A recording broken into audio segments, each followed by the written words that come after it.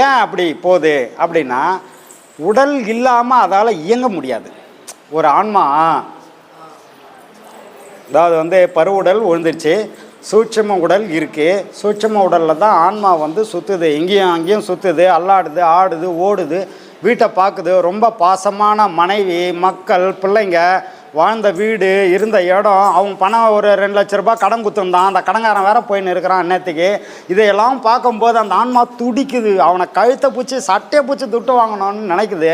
வாங்க முடியலையே, உடல் இல்லையே, உடல் இல்லை, கடன்காரன் போகிறான், ஏமாற்றிட்டான், வட்டி கூட கொடுக்கல இன்னும். அப்போது அவனை அடித்து அவனை துட்டு வாங்கணும்னு நினைக்குது, முடியல. இந்த பரு உடல் போயிடுச்சே, இல்லை. அப்போ வந்து சூட்சம உடலால் எதையுமே செய்ய முடியல, ஆடுது, ஓடுது, சுற்றுது, முடியல. 2வது விஷயம், சரி இப்படியே போயினா என்ன பண்ணுறதுன்னு சுற்றி சுற்றி சுற்றி வந்து கடைசியாக என்ன பண்ண, ஏதோ ஒரு உடல் வேணும். ஏன்னா அந்த கடைசி இச்சைன்னு ஒன்று இருக்குது. கடைசியாக என்ன இச்சையில் இந்த உடல் விழுதோ அதுதான் வந்து உடலில், அந்த சூட்சம உடலில் பதிஞ்சிடும். அதுதான் பிறவிக்கு வித்து, அடுத்த பிறவிக்கான வித்து, விதையே அதுதான். அப்போது அதுக்கான விதையை அது வச்சுக்கிட்டு தேடிக்கிட்டு இருக்குது. அதுக்கான விதையை அது பதிஞ்சிடுச்சு அங்கே. அதுக்கான விதையை தான் அது தேடி எடுக்கும். அந்த விதையை தான் முளைக்கும். அது கடைசியாக நீ எது மேலே, சில நேரங்களில் வந்து பணத்தாசை, ரொம்ப பொண்ணும் பொருளும் அதுலேயே ஆசைப்பட்டுன்னு இருக்கிறவங்க, ஆமாம், ஆசைப்பட்டுட்டு இருந்தவங்க, அவங்க உயிர் போயிடுச்சின்னு சொன்னால் கடைசி வரைக்கும் அதுலேயே மைண்ட் செட் இருந்து அதுலேயே இறந்துட்டாங்கன்னா, எனக்கு இப்போது 5 சவரம் அவன்கிட்ட குத்துந்தான், வாங்கினுவா, உயிர் போகுது எனக்கு, அது கல்யாணத்துக்கு போகணுன்னு கேட்டு வாங்கின்னு போனான், அவன் வாங்காடாத்தான்னுவான், புள்ள போய் வாங்கின்னு வருவான், இதை கையில் வாங்குவான், கொடுவான். அப்போ அந்த நகையிலேயே போயிடுச்சு அவன் உயிர். ஆமாம், போயிடுச்சு இல்லையா? அப்போது அடுத்த இந்த சூட்சம உடலில் பதிவானது என்னடான்னா, ஒரு நகை கடைக்காரனை தான் தேடுவான் அவன். ஆமாம், ஜிஆர்டி ஓனரை தேடலாமா, மங்கள் ஓனரை தேடலாம், இப்படி அதில் தான். இப்போ கடைசியாக எதுவாக நினைக்கிறையோ அதுவாக ஆகிறாய். இதுதான் வந்து நீ எதுவாக நினைக்கிறாயோ அதுவாக ஆகிறாயினார் கீதையில்.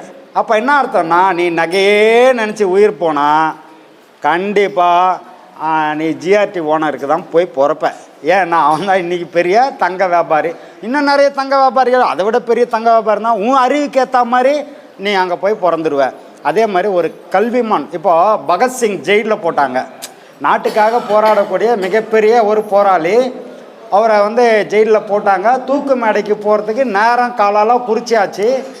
எல்லாம் முடிஞ்சதுக்கப்புறம் அவர் வந்து ஒரு புக்கை படிச்சுக்கிட்டு இருக்கிறார், முக்கியமான புத்தகத்தை படிச்சுக்கிட்டு இருக்காரு.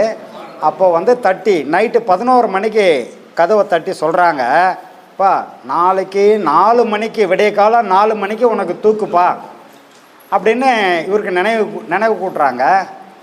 அப்படியா ஐயா, ஒரு வேண்டுகோள் என்ன, நான் முடிஞ்ச அளவுக்கு அதுக்குள்ளே படித்து முடிச்சிருவேன், சப்போஸ் முடியாமல் போனால் ஒரு அரை மணி நேரம் முன்ன பின்ன எனக்கு கொஞ்சம் டைம் கொடுக்க சொல்லி கொஞ்சம் ரெக்கமெண்ட் பண்ணுங்க ஐயா அப்படின்வார். அவன் ஜெயிலர் ஒரு மாதிரி, ஐயோ 4 மணிக்கு தூக்கில் போட, நீ படித்து முடிச்சுட்டு மட்டும் என்னடா பண்ண போகிறேன்னுவார். உனக்கு தெரிஞ்சது அவ்வளோதான், நான் இதை முடித்தேன்னா அடுத்த பிறவி எடுக்குமா நான் அதுவாக ஆகிடுவேன்டா. அதுதான் இப்போ படித்தான்னா அவனை பைத்தியமா, அவனுக்கு சாக தான் போகிறோம், ஆனால் இதை முடிச்சுட்டு சாகணும், இதை முடிச்சுட்டு சாகணும், இதை முடிச்சுட்டு செத்தா அதுவாக நான் ஆகிடுவேன். அந்த வைராக்கியம் அரை மணி நேரமோ 1/4 மணி, நான் மேக்ஸிமம் அதுக்குள்ளே முடிச்சிருவேன். முடியலன்னா தயவுசெய்து எனக்கு அந்த அரை மணி நேரமோ 1/4 மணி நேரமோ டைம் வாங்கி கொடுப்பா, அப்புறம் தூக்கில் போட்டுருங்க. அப்போ என்ன அர்த்தம்னா, கடைசியாக என்ன நினைக்கிறோமோ அதுவாக நமக்கு நடந்துடும். இதுதான் இது அதாவது பட்டவர்த்தனமான உண்மை. இது ரகசியம்னு கூட சொல்ல முடியாது, இது ரகசியமே கிடையாது, இதுதான் உண்மை. ஒவ்வொருத்தரும் அதுக்காக தான் என்ன பண்ணாங்கன்னா, இறைவன் மேலேயே நினைப்ப வைங்க, மனசெல்லாம் இறைவன் மேலே வைங்க, நன்றியை யாரும் மறந்துடாதீங்க. நன்றி மறப்பது நன்றன்று, நன்று அல்லது அன்றே மறப்பது நன்றுன்னார் வள்ளுவர். ஆனால் நன்றி தான் அன்றைக்கே மறந்துடுறான், மற்றதெல்லாம் பல கால ஞாபகம் வச்சுன்னு இருந்து எப்படா பழிவாங்களான்னு பார்ப்பான். நன்றி அப்பயே மறந்துடுறான். என்ன பண்ணுறது, இது வந்து கலியுகம். இந்த யுகத்தில் அப்படி தான் இருக்கணும். ஏன்னா ஆமாம், வேறு வழி இல்லை. அப்போ நம்ம என்ன அதுக்காக சரி இந்த கலியுகத்தில் எல்லாம் நன்றி மறந்துடுறாங்க, அதனால் நம்ம யாருக்கும் நல்லதே செய்யக்கூடாது, வரவனெல்லாம் உதைக்கலாமா? அதெல்லாம் பண்ண முடியாது, பண்ணவும் கூடாது. ஏன்னா முறையாக இறைவன் என்ன வகுத்து வச்ச அதில் நீ நில்லு. மற்றவன் நிற்கிறான் நிற்கல, மற்றவனை நீ பார்க்காத, உன்னை பாரு. ஐயா சொல்லுவார், இங்கே வரவங்களெல்லாம் சும்மா பேசிக்கிட்டே இருப்பார். திடீர்னு ஒருத்தர் வருவார் வெளியேருந்து, அப்படி பார்த்துட்டே இருப்பார். என்னப்பா எங்கே வந்த, யார், என்ன விஷயம் அப்படின்னாரு. ஐயா உங்களை தான் ஏன் பார்க்குவாங்க. பாருப்பா என்னை பார்க்க வந்தார். அவர் எங்கேருந்து வர நீ? தர்மபுரி. ஏன் என்னை பார்க்கறதுக்கு தர்மபுரியிலேருந்து வந்துங்கிறாராம் இவர். எப்படி இருக்குது பாருங்க, உன்னை பாரு, ஏன்னா என்னை பார்க்குறாராம் இவர். நீ உன்னை பார்த்தீங்கன்னா உருப்படுவ, என்னை பார்த்தீங்கன்னா கெட்டு போடுவ. எது உன நீ முடிவு பண்ணிக்க. உக்கார் சாட்டியா? இதான் ஐயாவோட உன்னப்பார்.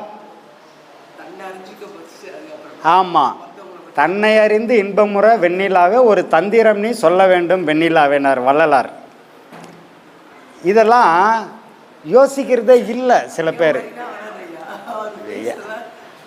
ஏமா யார் மாதிரியும் யாருமே வர முடியாதுமா. ஆமாம், யார் மாதிரியும் யாருமே வர முடியாது. அப்படி ஐயா மாதிரி வரணும்னு நினச்சா அதை விட முட்டாள் வேற எவனும் இருக்க முடியாது. அதை விட முட்டாள் வேற எவனும் இருக்க முடியாது.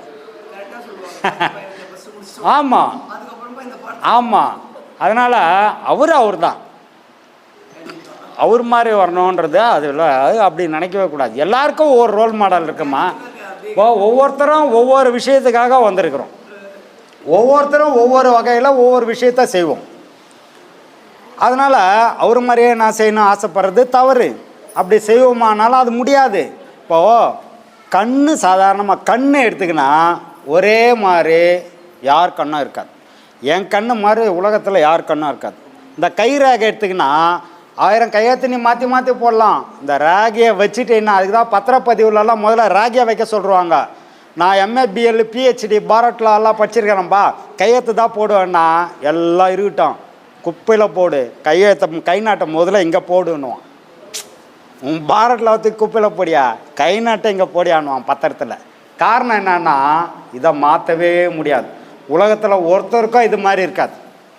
அப்போ இந்த கை நாட்டு யாருதுன்னா இன்னாருது அப்படின்ற அளவுக்கு அப்படி இருக்கும். அப்போது என்ன அர்த்தம்னா ஒருத்தர் மாதிரி இன்னொருத்தர் இருக்க முடியாது, இருக்கக்கூடாது.